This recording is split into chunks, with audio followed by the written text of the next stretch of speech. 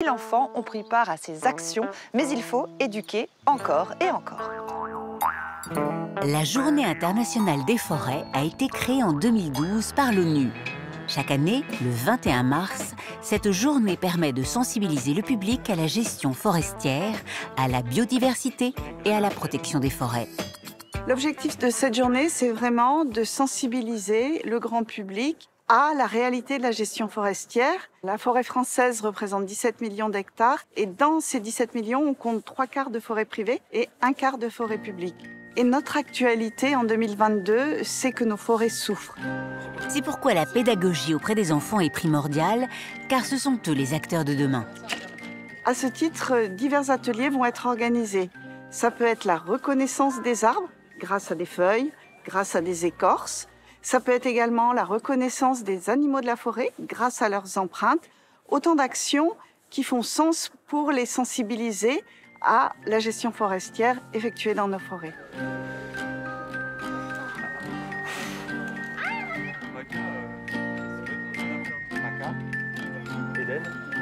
Alors, les graines, regardez-les, attention, elles sont là. Vous les voyez? Oui, elles sont toutes minus. Donc cette graine, allez en avoir chacun d'eux. Évidemment, ce que je vais vous donner, c'est un être vivant.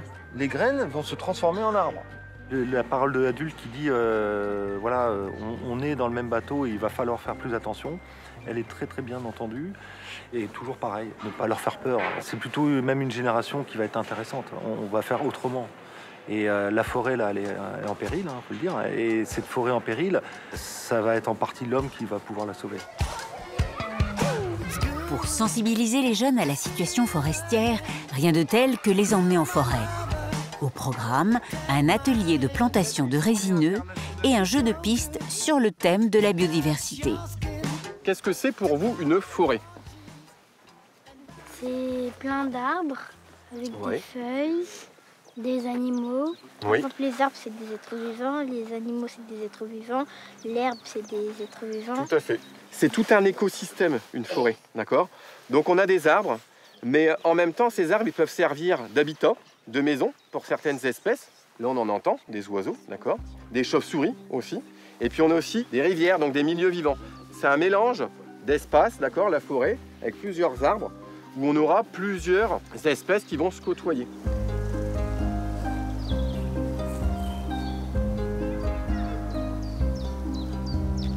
L'idée, c'est de leur apprendre que derrière le milieu naturel, il y a des actions qui sont menées au quotidien par les forestiers de l'ONF et qu'une forêt, ça se gère dans le temps et qu'il y a plusieurs activités derrière ce milieu qui peut leur paraître assez statique ou naturel. Ils voient surtout la forêt comme un espace récréatif. Donc on explique la partie production et puis avec une vision sur le long terme, avec la partie plantation, éducation des jeunes plants. Donc ce que vous allez faire aujourd'hui, c'est une pierre à l'édifice.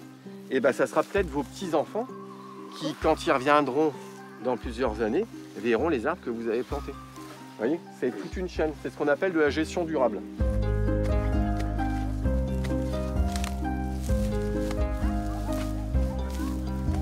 Et ensuite, le but, c'est de leur montrer justement l'étendue de la biodiversité qu'il y a à leur porte.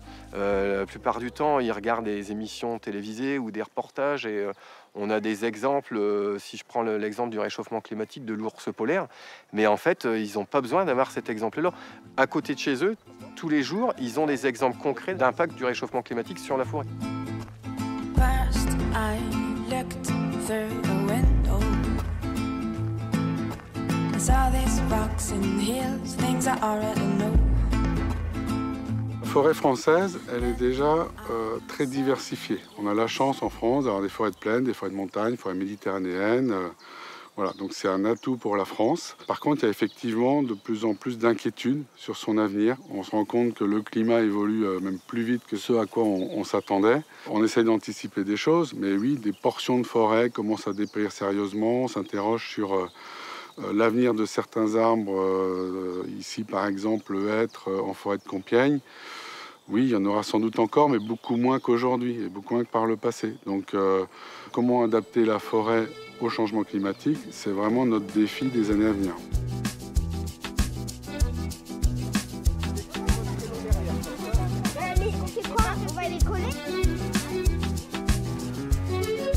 On est est quand même relativement confiant parce qu'on voit des élèves qui sont motivés, qui sont réceptifs aussi aux messages qu'on leur porte. Et puis, je pense que c'est ancré aussi dans les mentalités aujourd'hui.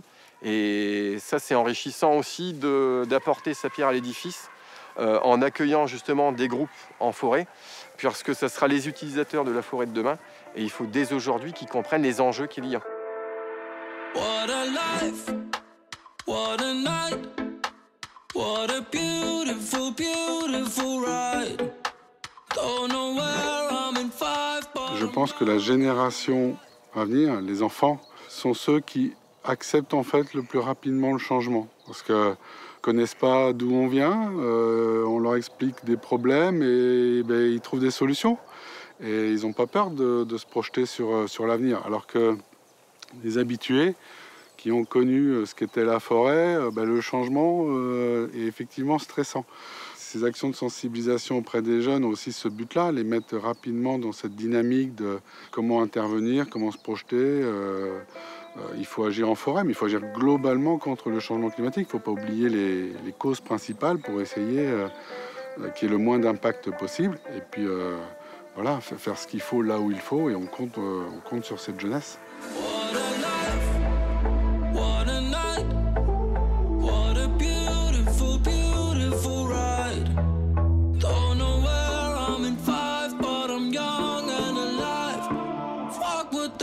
saying what a lie.